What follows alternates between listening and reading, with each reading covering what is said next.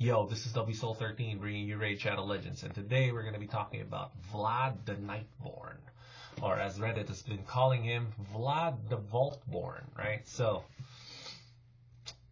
big changes on this particular fusion event. We're going to have to be doing a... They've tallied up the fragments weird this time, yeah. Basically, it's a cost increase. I'm going to explain to you exactly what that means, all right? So, first, we count the number of fragments available without winning any tournaments, because this number right here they put out, each person can get up to 150 champion fragments in total if they can top the leaderboard. Sorry, ignore that every time they put this announcement out. So that's just a hack that you can learn today that I brought you. You're welcome. You got to count yourself. That's it. That's the extra step you have to take when you're doing these fusion events. It is what it is. And if you do that early, especially right now, day one, we can get ahead of the game, right? So let's count the fragments available. We got 20, 30, 35, 40, 50, 55, 60, 65, 85, 90, 95, 100, 105, 110, 115. See where this is going? See where this is going? So usually for fragment fusions, all right, they'll give 160 total fragments available, including tournament wins. But the secret number behind that has always been 120 fragments, right? So why is this a big deal? This is a big deal because they've reduced the total number of fragments that you can get just from doing the events, but they've also increased the share by reducing the total number and also increasing the number of fragments that you can get from Champion Chase. You get 20. Summon Rush, you get 20. All right, so these are the first two things you got to look at: Summon Rush and Champ Chase, right?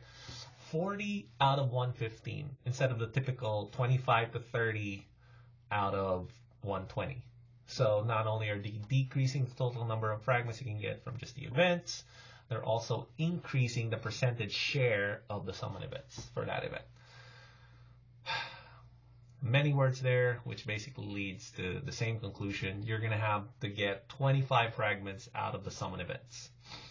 My suggestion is to go hard in this Champ Chase tournament right here, the one coming up this weekend. On Halloween weekend, I want you to go. If you are going to go for Vlad, we'll touch on Vlad after this whole explanation of what my fusion plan is. Go hard on Champ Chase, right? So you should be looking at your fragment fusions. Well, you can do this too.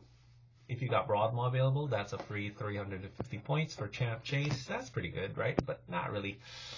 The most important ones, and the ones that's widely available for almost everybody, is going to be this, the fragment fusions that you've saved up. So I got So I got Scarbius, Demetha, and Thylesia from the last fusion event. I didn't get Sigmund because I wanted Demetha. So that's 250, plus another 250, 500, 750 right here. With Demetha, it's 1150 worth of points. And then I got Thea on hold. Dark Kale's not going to make it because Doom Tower hasn't reset yet, so I won't be able to get Dark Kale ready up for this particular event. So I'm looking at 1150 plus 500, so 1650 right off the bat for getting through Champ Chase. And if I combine that with Champ Training, which I'm pretty sure is going to be online while Champ Chase is going to be available, and then Mystery Shards, I might be able to get the top end of Champ Chase if it's somewhere between 25. It's usually 2,500 to 3,500 points, right? So, yep, I got 690 points worth of Mystery Shards right here. And then doing your campaign runs will also get you a little bit extra points, a little bit extra Mystery Shards. So all in all, I think I'll be able to get the top end of Champ Chase, and also possibly I'll get a legendary book too. Usually they'll do a legendary book on top of the top end of the Champ Chase, right? So that's it. The plan is go hard in Champ Chase, especially if you have fragments saved up for there. And then make sure that for Summon Rush, you're only going maybe like one Sacred Deep. So a lot of people went for the Madame Ceres last Sunday, which is a great pull. I think it's good. It's worth it. It's worth 30 Void Shards for a lot of people. That's fine. But the thing is, it's Void 2x this weekend, so it's going to be a little strain on your resources, right? So you may not need to pull Voids as much this weekend to even get to the top end, right? If you've saved up your fragment fusions for these kinds of events. So what's the flip side of this? Well, the flip side is, obviously, then you have to think about the next fusion, the next good one, right? So what am I saying? Am I saying Vlad isn't good? Definitely not as good as, you know, Iron Brago, Under Priest Brogni, Kreela, Demetha, the last one. They asked for, what, 5,500 points to get Demetha? You know, so there is definitely a little bit of a cost here because they've increased the number of shard requirements, right? So that means you're going to have to be extra careful how you spend your shards. But if you've been doing that anyway, I guarantee you'll be able to pull for that next Chase Fusion that comes out. So not necessarily a Chase Fusion, but let's talk about our boy Vlad. Where are you at? Where are you at? Where are you at? Where are you at? Where are you at? Where are you at? Here we go. Vlad the Nightborne. Look at that. Look at that man. Look at that undead man right there. Look at that face. I think somebody posted a meme on Reddit. It's like, forgot the guy, the two main characters from The Boys on Amazon Prime. And it's the detective guy and the Superman character, right? And they kind of look like Vlad and Constantine. We'll look at Constantine as well because I think it is worth looking at. I know. So let's get that out of the way. It's going to be a duo type fusion champ. So Vlad partners with Constantine. So Vlad the Nightborne partners with Constantine the Dayborn, right? And he gets this special bonus if Constantine is on the team. So most content creators are immediately writing that off as like, well, you're not going to pull Constantine anyway. Yeah. They're right about that. But I think they're looking at it from a slightly imprecise perspective. So I'm going to give you my perspective, and let me see what you think, all right?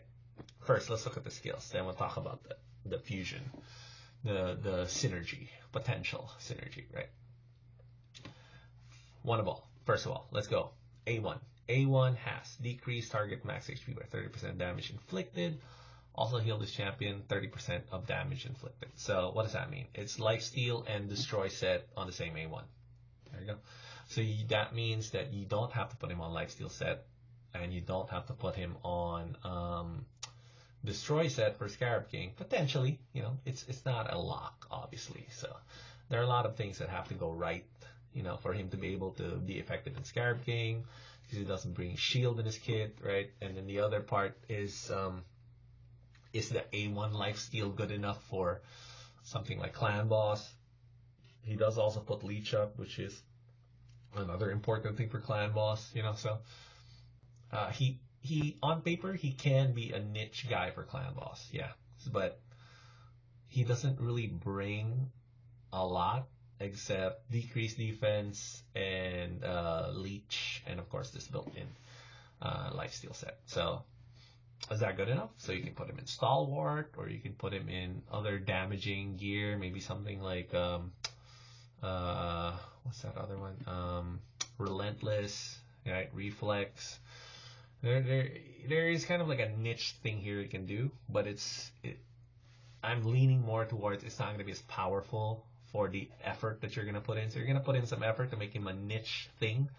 It's not going to be as powerful, but there's potential, right? So next thing we have to look at is an AoE that puts Leech out. Okay, great. And then if they are from Bannerlord, Sacred Order, High Elves, so not the entire Telerian Alliance, I guess. They've left out Barbarians there. I think they should have put Barbarians there, because basically it's like if you're biting a human, right? That's the whole vampire thing. I don't know if that's a mess up code or missed opportunity, or they just didn't think about it, whatever. He is undead, by the way, so that's another thing too. Everyone saying, oh, undead is OP, undead is OP. We'll talk about that as well. Right? He does have faction wars implications. So what else are we thinking about here? So he is an AoE decreased turn meter at minimum.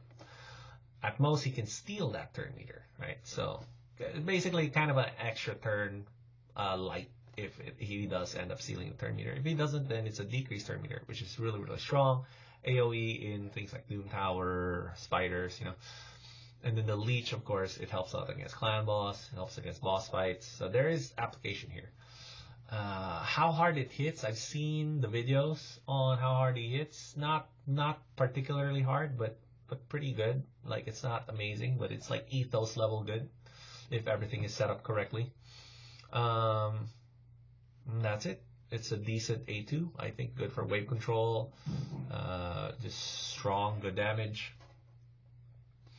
This skill right here is kind of the modal skill. This makes him viable against boss fights, because now he can put decreased defense on, and then in the waves he can put black active skills up, right? And puts a perfect veil on himself. So he mitigates damage, takes him out of the single target selection pool, right, in your team. So he kind of keeps him safe. You can build him probably a little bit more glass if you have this up. I don't know, we'll see. But block active skills is actually one of the most underrated debuffs in the game, because it really is only applicable in very niche circumstances, but very strong circumstances that needs an answer like block active skills. So one of the particular situations you're going to run into with undead is the Valkyrie waves on faction wars, right? So this guy can help you get through. You'll need something else, because he can't lock everybody out. He'll be able to lock one of the Valkyries out of 3, I think. There's 3 you gotta get. Only get 1. So, is it better than nothing? Yeah, of course. So that's what I'm trying to say. He does have a niche thing he can do in faction wars, which is block active skills, decrease death, right? Both are strong against the Valkyries. And the only problem is what do you do with the other 2 Valkyries? All right, so if I compare him versus Elegaeus, we'll look at Elegaeus too, because he was like another Halloween champ and kind of like in the same, for this particular skill, in the same vein, but does it better, I think, right? And of course, nobody talks about Elegaeus, right? That's a good champ. So there's that. So we'll look at the passive right now. So his passive is pretty mediocre in my opinion. Revive on death if you kill an enemy. So this is really more like an arena ability, and it's kind of so-so. But if Constantine is on the team, right? If Constantine is on the team, you will also fully heal, and then fill your turn meter up 50%. So that's really strong if you consider that with the A2. So you can do a thing where you A2, you kill a High Elf Sacred Order or whatever, or what's that other one? Bannerlord, right? You steal their 50%, and then you kill and you fill their 50%. So now I get an extra turn, right? So these are a lot of things that have to go right for this to happen, right? Now I get an extra turn, and now you fully heal. So that's strong if it goes off. Most of the time it won't, and the main reason why will be because you don't have Constantine Nightborne. That's kind of the reason why you won't be able to do this, right? So how are you supposed to look at things that have a built-in kind of like partner mechanic, but one of them is a fusion event, right? To me, the way I see it is it's kind of like a 50% guaranteed bonus for you. So the chances of you pulling Constantine outside of, random luck is really, really low. Really, really low. Like maybe like 1%, less than 1% chance. So most people won't be able to get Constantine. Yeah, that's practically guaranteed. But the thing is, Vlad, for you, could be 100% because you can get him right now. You get where I'm going with this? What I'm trying to say is that it's not that you should bake that into your decision, but it's more like it's a bonus, You should think of it like a bonus part of the deal, like a rebate when you buy a car. You know what I'm saying? Like it's a nice little rebate on your. It's a nice little return if you do pull Constantine. There's built-in synergy there. And honestly, the potential for a rebalance on this, making an impact, is really good. So I want to show you two things that are jumping out to me as a possible rebalance they can do that could really turn this guy around. Number one, make this an AoE. If they make this AoE, wow, he would be like one of the best champs in the game. Yeah. So that right there, make that AoE. That would make him a top tier champ. And this one is increase ally crit rate by 30% if they make this all battles instead of just arena battles. Because 30% crit rate on an aura is really high, right? That's a monster crit rate bonus.